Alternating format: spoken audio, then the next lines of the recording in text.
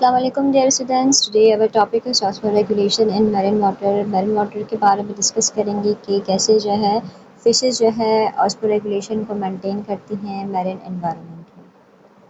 जैसे कि आप सबको पता है कि मैरिन फ़िशेस कौन सी फ़िशेस होती हैं, दे लिव इन सॉल्टिश वाटर। ये सॉल्टिश वाटर के अंदर रह रही होती हैं और इनमें क्या होता है कि एनिमल्स को फेस करनी पड़ती हैं बहुत सारी चीज़ें। Animal face to hypertonic environment. Hypertonic environment से क्या मुराद है कि सॉलिड की कंसंट्रेशन हाई होती है और वाटर की कंसंट्रेशन लो होती है। They don't gain water like fresh water organisms due to their external hypertonic environment. Marine fishes क्या करती हैं, पानी को गेन ज़्यादा से ज़्यादा अपनी बॉडी के अंदर नहीं कर सकती। क्यों नहीं कर सकती? फ्रेश वाटर फिशेस की तरह नहीं कर सकती क्योंकि इनका जो एक्सटर्नल एनवायरनमेंट है वो हाइपरटोनिक एनवायरनमेंट है। So that's why they don't gain water like freshwater organisms. Is it clear?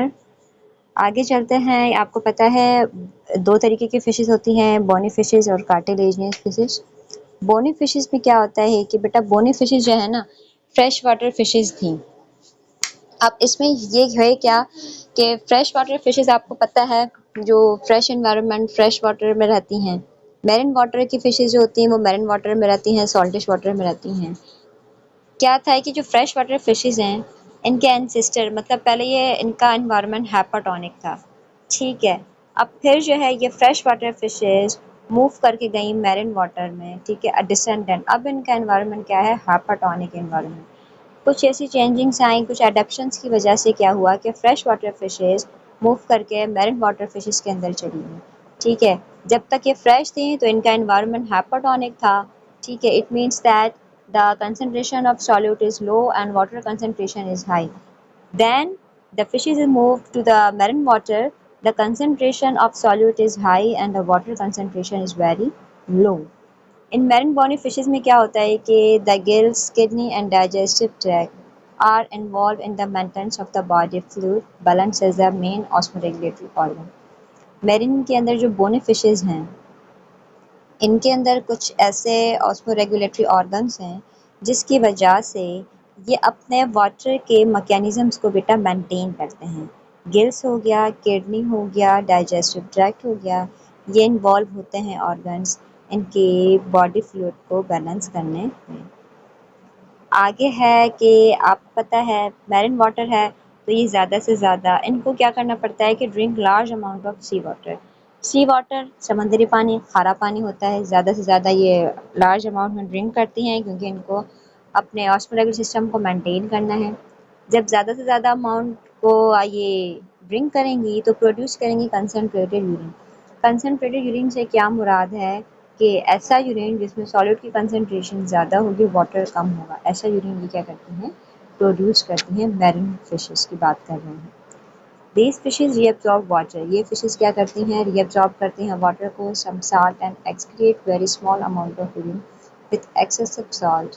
Mainly divalent ions, mainly MgSO4, NaCl, Ca from the kidney. अब बेटा ये बात बहुत ज़्यादा समझने की है कि मैरिन वाटर फिशेस के अंदर हमने पढ़ा था the environment is hypertonic.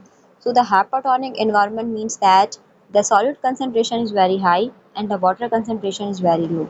When the solid concentration is very high and the water concentration is very low, they drink large amount of seawater.